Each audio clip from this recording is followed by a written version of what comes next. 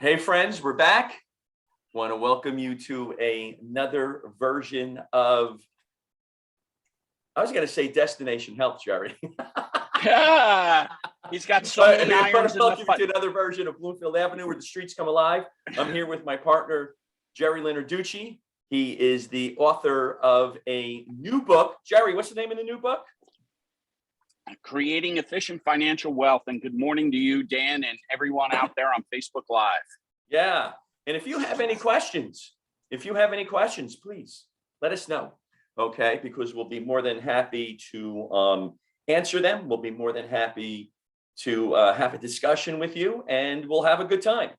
So, Gerry, what's going on today? Where are you? I think you're in Florida, right? Man, it is, I'm down in Florida, in Port St. Lucie, down the east coast of Florida. And it is, it's a beautiful day, as you can tell in the background. And you know what? It is humid. This big guy is starting to sweat a little bit. And I'd rather take the humidity than the cold and rain and high winds that are going through the Midwest and the East Coast right now all day long. Yeah, you know what? It's been cold. It's been cold here. It's been rainy here. So I think I'm going to come down to Florida with you. Hey, the more the merrier. Let's do it. We've been down here, Jennifer and I, and the three dogs have been down here for 6 days, and we have 8 or 9 more days to go. So it's a nice 2-week stretch. That is nice. I'm jealous. It's a beautiful thing. It's a beautiful thing. Can't complain. It is definitely a beautiful thing. So tell me, what are we going to discuss today? We got the New Year's coming up. What's on your mind? A lot of good things are on my mind. You know, I was thinking on my timeline about 2 months ago, last year when we were actually in the lockdown, literally lockdown, right? Nobody was allowed out in the street. A picture of myself and my neighbor surfaced on my timeline. And we were just at my house in Fishers, Indiana, and we were just both staring out the window saying, I think your dad's there in the background. He's cleaning the pool. Oh, is he photobombing me? He's photobombing you, brother. Yeah. Yeah, good old dads. We were, I remember the conversation so vividly saying, what are we going to be doing 12 months from now, 18 months from now? How are we going to be interacting with one another and so forth, you know?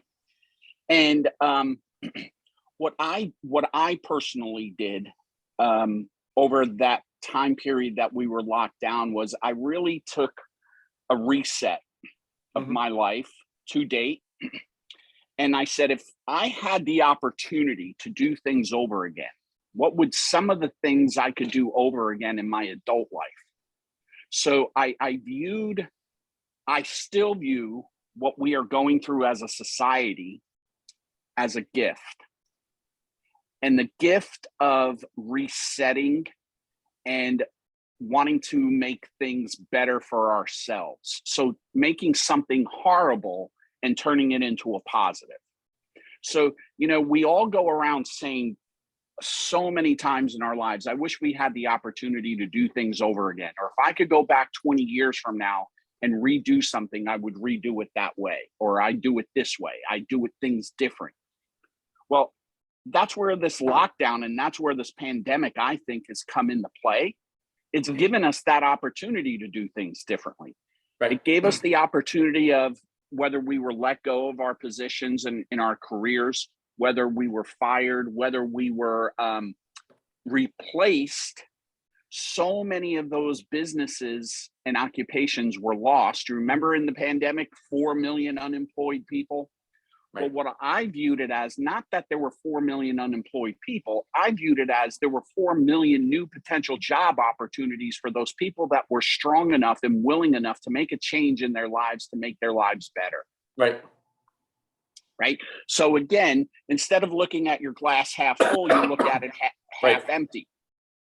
And that's what I wish, if I could give a gift away to everyone who's listening and going to be listening to this today, my gift for you would be to find what really motivates you, because we still have time to do the things that we really want to do professionally, personally, Right. spiritually, because we're still in the middle of this pandemic. And I believe, this is my personal opinion, which is worthless, by the way, right? You know what opinions are. Right. But my opinion is we're going to be in this thing for a very, very long time, at least another 2-3 more years, if not forever, just like the influenza. It's always here every year. We just have to figure out another vaccine to beat it. Right. So I agree with what you're saying. And I think that what I like to add in, and I was talking to a friend of mine, and I was on the phone with him last week. And he's a great guy. He's from New Jersey. He does a lot of personal development.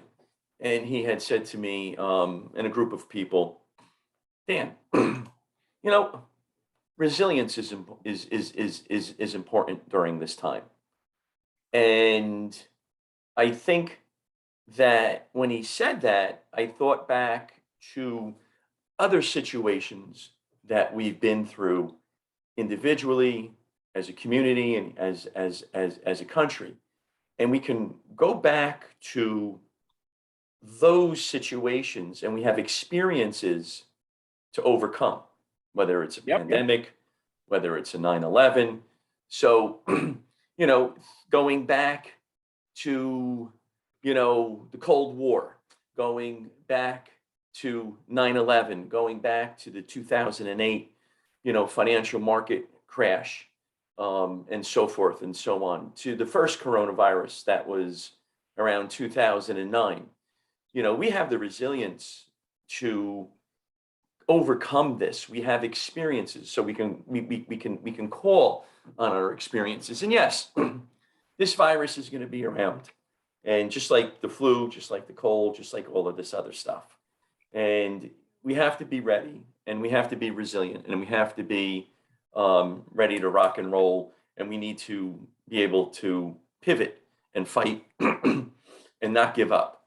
For me, I started doing a lot of telehealth, and never did telehealth before. I was always brick and mortar. I was always in the office. Did everybody want to do telehealth? No. Did everybody come into the office? No.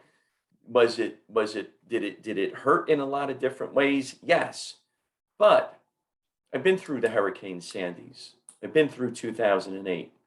We've been through other viruses in the 80s, in the 60s and 70s, right? Remember the 70s, the swine flu. Our high school was actually closed down for a week or two during that time. And because like 75% of the school was out with the swine flu. So we have this experience, and we can call upon that experience to overcome, to be resilient. So I started doing a lot of telehealth. I started pivoting my businesses, and telehealth for me is going to be here. I did a bunch of telehealth in the last couple of days, and, didn't have to go to the office. It's towards the, it's between, the holidays. And so now I'll be back in the office on Monday. So, you have these experiences, and you can overcome, you can be resilient. And I think that's very important to say. What are your thoughts? I agree with you 1,000% on that, Dan. I think the word resilience is a great example of we as individuals. Resilience, belief, determination. If we are strong enough to believe in ourselves and determined to accomplish what it is that we want to accomplish it, we can do it. The other thing when it comes to resiliency, and is another word that I'm going to throw into the mix, is being humble. Are we humbled enough to say, I can do it, but I need help doing it? Right. So if I don't know how to do something, the way most people today do things that they don't know how to do is they go out to a certain website and they search and they watch this video of how things are done, and the video is a 2-minute video, but yet it takes us 4 hours to do it, right? But Right. we did it. We were strong enough to do it. Right. So I also believe that sometimes all the greatest teams, all the greatest individual athletes, they didn't do it on them by themselves. And that's what I find interesting with Tiger Woods' comeback here in the past couple of weeks. He mentioned he didn't do it by himself. He had a team around him that made him get to where he needed to be. Absolutely. So, yes. right. And that's the analogy that I'm trying to bring of, we need others to get us where we want to go. We can't do it by ourselves. Right. We can't walk on the moon. We just can't get to the moon by ourselves. You need a team of individuals that put you there to have that ability to do that. You know, and I was saying to myself, now with all this space race that is going on in 2022 and all these people are going into space, I'm saying to myself, how can I generate an extra 250,000 and go into space for 10 minutes over the next 4 or 5 years? Oh, that's fun. There you go. Right? The big fat guy. And then I said, there's no way they'd let me go into space. And then I look at William Shatner and I'm like, well, there's a possibility. Well, you never know. If you have the money to pay for it, it's it's always that way. You know what? And it's true, because I could call on my own experiences. Something as simple as trying to fix something around the house. You go onto YouTube and you're looking at it, and it could take a million hours, And I was doing something with a power washer, my wife and I, over the summer, and I just looked at her and I said, the power washer is pretty inexpensive. I'm going to go get a new power washer because I'm not going to waste, 5 hours doing this. There's no, whatever when it comes to that. And it's true. Sometimes you have to reach out because somebody has expertise in something that you may not have, and you can learn and you can grow during that. So that would be a great, I don't know if I like to put together New Year's resolutions. I don't like it, but I think that if you were to sit there and reflect, you can sit there and say, growth is something that you want for 2022. You want to be able to grow, and there's those that are around you. I mean, what's the old saying? You're the sum of the X amount of people that are around you. I work with, I also work with athletes, pro athletes. I work with high school athletes. I work with college athletes, both chiropractically and nutritionally. And it's part of a team that's able to help them out. We have one individual that is a figure pro that is going to get back on stage, and they're 50, and so forth. So, part of the team, my job was to do X, Y, and Z. Now she's doing other stuff. I'm still part of that team. But what happens is that you need to have your team, right? And, you being a financial advisor, so if you're in business for yourself, when I'm mentoring the younger chiropractors and nutritionists, you need to have a good financial advisor. You need to have a good accountant. You need to have a good attorney. That's part of your team, right? Yep. That's part of your team, because all three of them working together is extremely important, right? Because you want to have an attorney that's able to guide you legally through business. Your accountant tells you what you can do from a tax standpoint, and your financial person tells you what you need to do with your investments and where do you need to put your money and so forth and so on. So you need to have a team. For me, being a chiropractor, being a nutritionist, I bring people, listen, whatever that is. Again, a friend of mine said, you want to be healthy, you want to be able to enjoy your children, because you only have 18 years with your children, believe it or not. Right. Older children. Agreed. You have 18 years, because once they go off to college, that's it. They're coming home during the summer. You're going to spend time with them, but they're out working. They're out with their friends. They're not perhaps sitting on the couch as my 13-year-old is right now. We're all, it's cold here in New Jersey. We got blankets all over the place. The dog is somewhere in the middle, and we're watching a movie. We're watching, he got into Spider-Man because the new Spider-Man movie that's out right now. So you have 18 years. You want to spend those 18 years, I say, with my patients healthy, You don't want to have to sit there and worry about poor health during those time periods, because once they're out, they're out. So my boy's turning 14. So 4 more years before he's gone. Maybe sooner. You Yeah. don't know. He plays hockey. You don't know who's going to pick him up. If he's that talented, you don't know. Yep. And Dan, you bring up a good point. This morning, I was speaking to. I have two coaches. I have a professional coach, professional development, and then I have my life coach. And I was walking this morning, and I was talking to my life coach, and I was telling him, Jay, one of the things that has really changed in our lives is our perspective since our grandson came, right? So and this is what I said to him, if we were not in the pandemic and we were pre-2019, right? I would not be going and traveling to go see Springsteen and the UFC fights and everything else that I did, because my life has now changed and I have a new priority, which is my grandson, right? So our life changes and it never works out the way it works out when our children leave. And as I was speaking to him, I'm like saying, and we have grandchild number 2 that's going to come into the world in 3 months. And then I said, well, you know what? My son is going to be making a life commitment to get engaged soon. And marriage comes next. And then grandkids hopefully come from that relationship. Right. So I'm like, I'm a good 15 years away before I can say I've got the rest of my life to myself, because things have changed now. My priorities will have changed. Right. And it's interesting when we have time with our grandson, which we see him every day. But what I mean by have time, have him to ourselves. You know what my wife and I say to one another? Do you remember when our kids did that?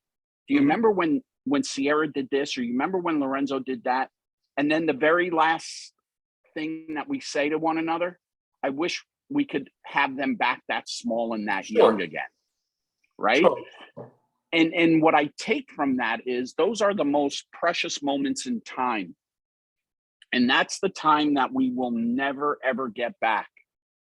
And we have to learn from that. And when you were mentioning 2008, the financial crash, or the 70s when we went through the pandemic, right? What we lost, we all rebounded, obviously. But what we have lost was the time that we're never going to get back. That time becomes memories. Right. And what do we learn from those memories that we can put into our human soul to say, I want to be a better person regarding X. Right. And that's the motivating factor for me, both personally and professionally, is I want to learn from my mistakes. And I feel that I'm man enough, humble enough, that I admit to the faults that I made, and I learned from them. And I'm just going to try not to digress or not to fall off the wagon, or just to stay focused and stay on the right path and go forward in everything, all aspects of my life. Right. Sure. And you know what? I think that's important, because you have to be honest with yourself. Honesty is always, like they say, the best policy. And if you're honest with yourself, I think that you can have significant growth, whatever that honesty is. I remember opening up my first office, and this is going back, 30 plus years ago. And I remember sitting down and I said, oh, I need to change, because I'm not ready to do this. I was the hotshot associate, but now it's different. And now it's all on me, the decisions I make. And, as an associate, I was making decisions, but it could be absorbed by the owners at that time. Now it's all on me, and now I have to absorb whatever that is. And so I realized, I said, clinically I'm ready. Was I mentally ready? I don't know. And so I had to take a look at that. And I remember sitting in the apartment that we had a bunker apartment, and I had to go through what I needed to become in order to open up that first practice, and I have multiple practices now, and I'm going, and it's a constant evolution, and I'm going through it now as we're speaking. You have to sit there and say, who do you need to become in order to make this happen? It's really interesting. I'm trying to, as we're speaking here, I'm trying to find something that I read years ago by a gentleman called Andy Andrews, Hmm. and it was the 7 decisions that determine personal success. So I'm going to share with everyone what these 7 decisions are. Right. Decision number 1 is the responsible decision. The buck stops here. Hmm. Right. Becoming humble and admitting who you are. And number 2 is the guided decision. Are you willing to seek the wisdom? Right. Decision number 3 is the active decision. I am a person of action. So what actions are you going to take to get you to that next level? How Right. courageous are you? The certain decision, that's number 4. Having a decided heart. I am certain that this is what I want to do. This is what I want to accomplish. I feel it in my heart. I have that gut feeling. Number 5 is the joyful decision. Today, I'm going to choose to be happy. Right? Think about how many negative people, the first thing they say when they get out of bed is a negative thought, and it just their entire day. So today you need to choose to be happy. Number 6, the compassionate decision. I will greet this day with a forgiving spirit. We have to have the ability to forgive others. We have to have the ability to put ourselves in another person's shoes and attempt their walk. And I'm going to come back to number 6 in just a moment. But number 7, the persistent decision. I'm going to persist without exception, meaning every time I fall down, I'm going to get back up, and I'm have going to get back up and keep going. And I want to interject there just for 1 second, Gerry, because that reminds me of I listen to the Hall of Fame speeches. I like Yes. I like to listen to them because they go through their life, and getting back up reminds me of when I watched the Lawrence Taylor Hall of Fame speech. And LT, where we grew up was iconic, and Sunday was around, macaroni, and everything was around the Giants games and so forth and so on. And you remember how big of a Giants fan my father was. But anyway, what LT said during his speech, and it was towards the end, he said, I don't remember exactly, but it was, it's not a crime that a Hall of Famer gets knocked down. It's not a crime that a Hall of Famer fails. It's not a crime that you've made that bad decision. And clearly in his career, he's made some good decisions and he's made some bad decisions. And this is the way I think all of us took what he was saying. But he said, what the crime is that Hall of Famer, when he gets knocked down, is lying there and does not get back up. You have to get back up. You have to get back up. And, I find it interesting to listen to these Hall of Fame speeches because I think there's, clinical pearls that are in there that you can take and apply to your life. It is those motivation, they are so motivating, Dan. It is unreal on if you do take the time. I've listened to them, and I just wrote down that I'm going to listen to more Hall of Fame speeches because they really are motivating moving forward.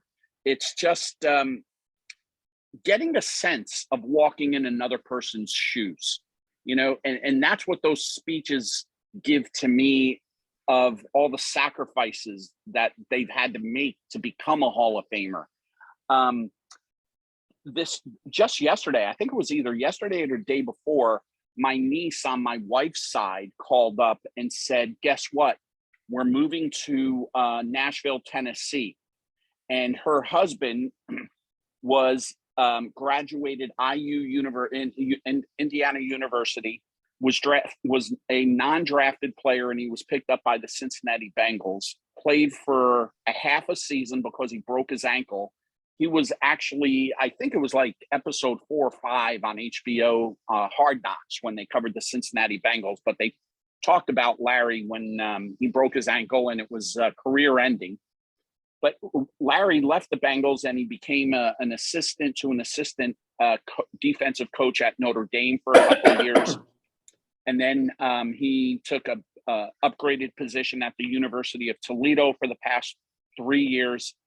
And now he just took another upgrade to Vanderbilt University in Nashville. And what I find there is Jennifer and I, we were having the conversation of how many times are they picking up and moving, right? But all greatness, there is sacrifices, and there are sacrifices to become great and to become better than what we are. And those two individuals and their family, meaning my niece and Larry, are willing to sacrifice to do whatever it takes to get to that level that he wants to search for, or they want to search for. And again, it's not about Larry the individual, but it's about Larry and Kaylin as a couple. They're not doing it alone. They're doing it seeking one another's support.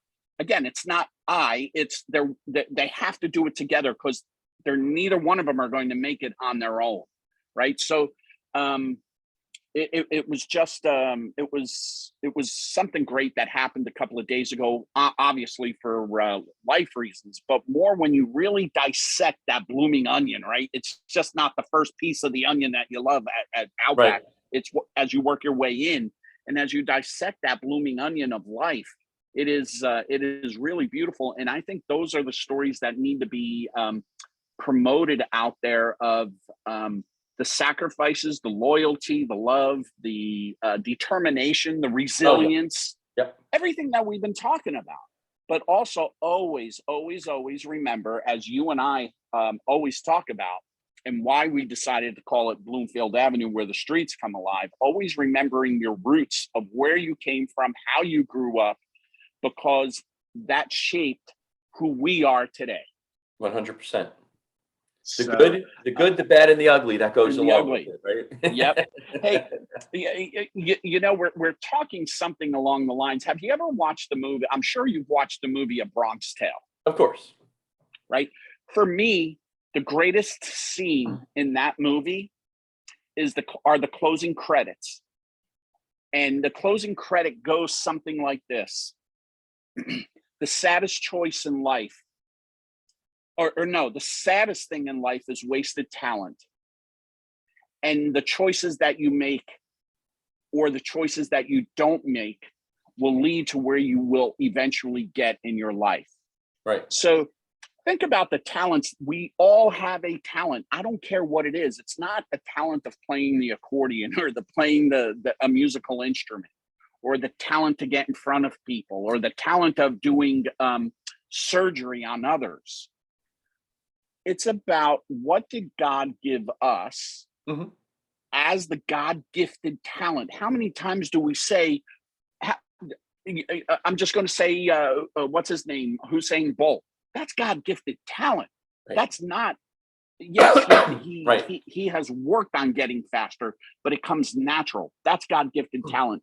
And I think one thing that we as individuals, we really don't search for that talent that was God-gifted in every single one of us, because we accept being who we are, and we accept what life has thrown us, or thrown at us.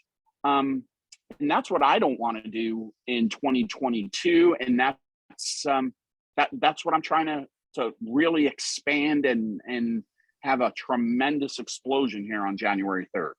Okay, so tell me, what do you want to accomplish in 2022? 2022, I want to give away more. I personally want to give away 20% of what I earn to charity. Awesome. Right. So if I'm earning 300,000, I want to give $60,000 away to people who need it. Okay. Awesome. Number one. Number two, I want to impact others' lives with the talents that I have. So I've been holding back a major announcement for January 3rd. I was going to ask you about that, Gerry. Yeah, well, I see now I'm a mind reader. Guys, nobody knows I'm a mind reader. But no, in all seriousness, I am launching GerryLinarducci.com on January 3rd. The website is still in the works. Doing motivational speaking. I already have 4 speaking engagements booked. Awesome, Gerry. I think that's great. Thank you. Across the country with several different organizations. I am going to start my own business and life coaching platform. And I'm going to continue to do my financial strategy sessions, what I've been doing for the past 3 decades. I have hired a personal assistant beginning January 3rd. So there's a lot going on. And why did I hire a personal assistant? Because I can't get to where I want to go by myself. Yeah, sure. Right? I just can't. There's only 24 hours in a day, and I know I can't do it. So I'm going to need some help doing it. And as a sidebar, I mean, if you want to be an entrepreneur, and if you want to grow a business, at some point in time, you're going to need to hire people in order for that business to grow. Because if it doesn't, it just stays. It'll stay stagnant at that point in time. So absolutely, if you must, you're going to have to bite the bullet, and you're going to have to get somebody to help you out. So those are 2. Give me one more. One more. That's a tough one. Jennifer and I, every year when we come down to Florida, obviously it's a 16, 17-hour drive, depending on how many stops. And we always spend a good 2 or 3 hours talking about where we want to be in the following year, 365 days from now. Mm-hmm. And one of the things that we talked about was being the grandparents that we see when we travel, meaning grandparents taking their grandchildren on vacation with them. Right. So one of the things that I always found fascinating in my early part of the career, when I saw that, I said to myself, man, those 2 individuals, grandma and grandpa, did really, really well for themselves to spoil their grandkids and take them on a cruise, or take them to Mexico, or take them on a vacation, or whatever the case. Anywhere, right? Anywhere.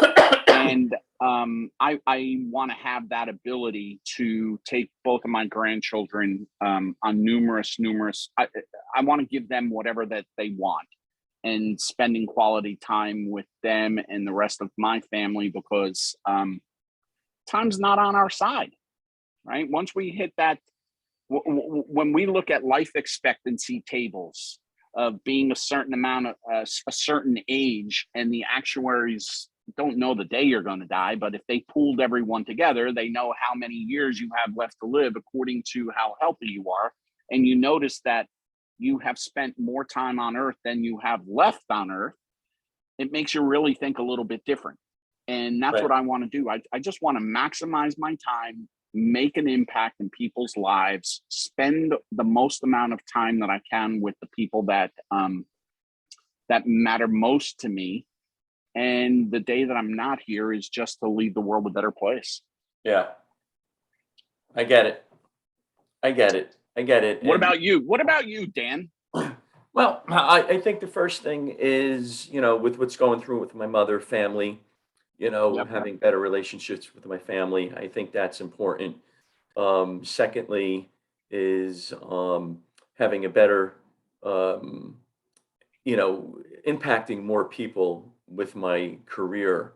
I feel like I'm just still touching the surface in helping and aiding each, and aiding people, and I still have that passion to do what that is. So family, encompassing everybody, family, everybody,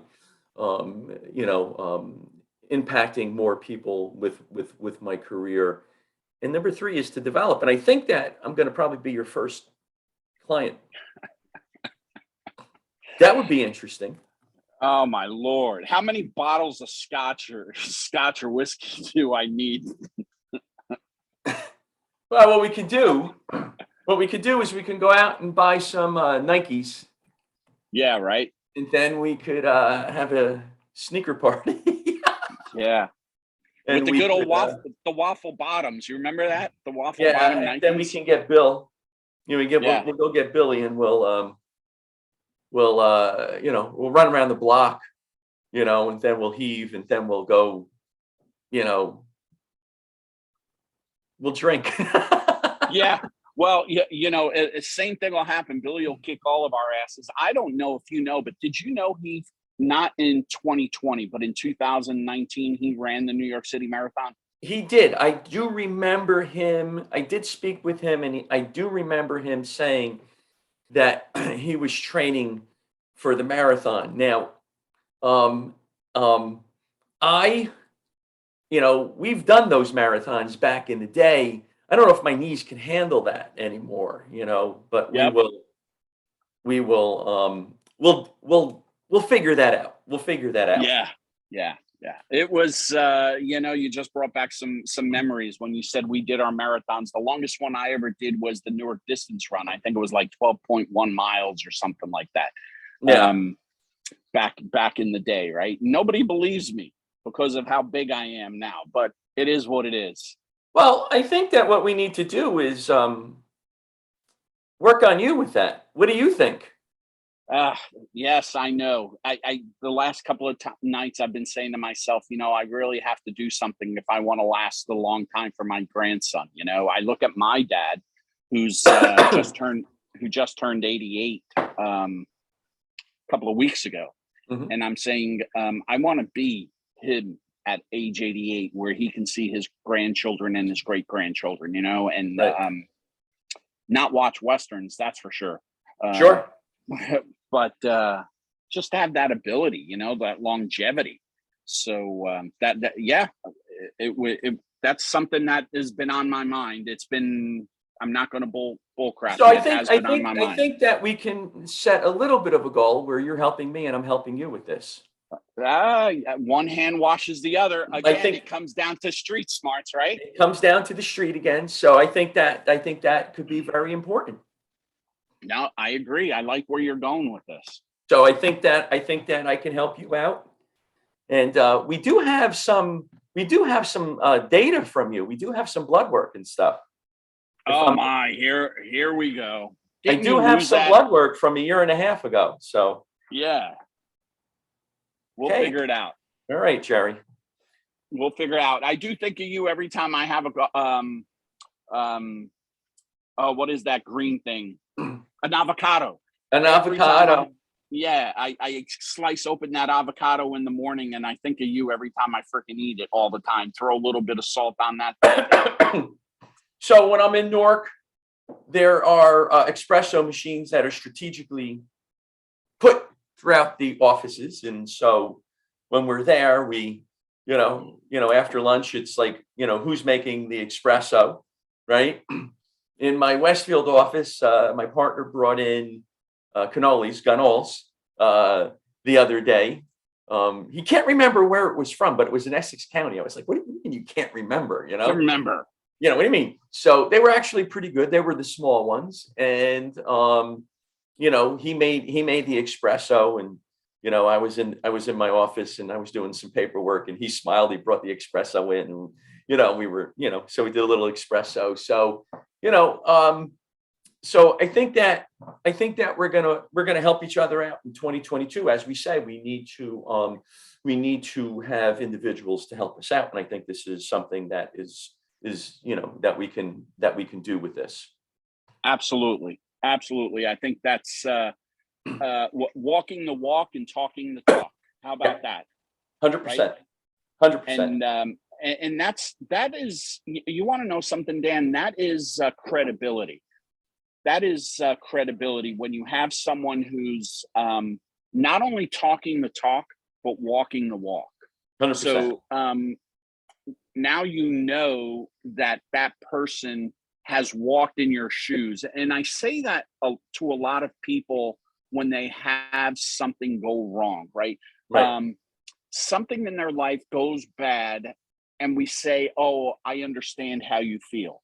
The only way we can truly understand how that individual feels if we have walked in their shoes. Right. Otherwise, we're just being empathetic and compassionate and trying to understand and to console them.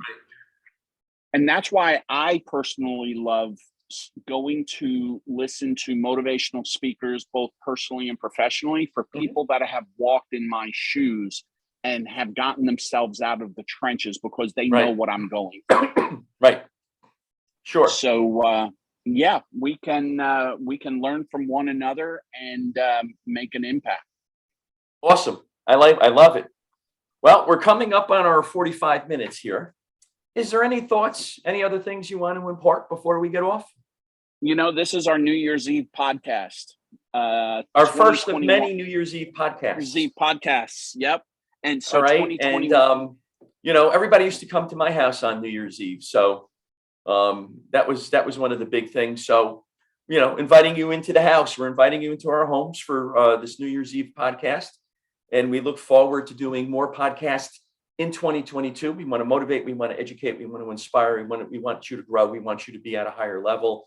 And we want to impart those clinical pearls onto, you know, our listeners. So as our podcast grows, listen, tell people you like what we're saying. We're just beginning. We have guests that are lined up, and we're going to be talking with all different types of individuals, all walks of life. And it's going to be an interesting journey. So I'm looking forward to it, Gerardo. Thank you so much. And Dan, I am looking forward to 2022, looking forward to working with you. And more importantly, our first guest that we have lined up for January 14th, Ande Frazier. I know she will captivate our audience. Looking forward to it. Once you hear this woman speak, she's very empowering. So I cannot wait for the first one to happen here in a couple of weeks. So awesome. So am I. Have a great new year, everyone. Be safe. Don't drink and drive. We have Uber and Lyfts out there now, right? We didn't have those when we were kids, but don't do anything stupid out there tonight. Yeah, don't do anything crazy. And Happy New Year to everybody. Have a great 2022. Share this podcast with all your family, friends, neighbors, co-workers. We're going to have some great guests on. Gerry, Happy New Year, brother, to you and you and your family. Same to you, Dan. We'll talk in a couple of weeks. We'll talk in a couple of weeks. Take care, everybody. See ya. Bye-bye.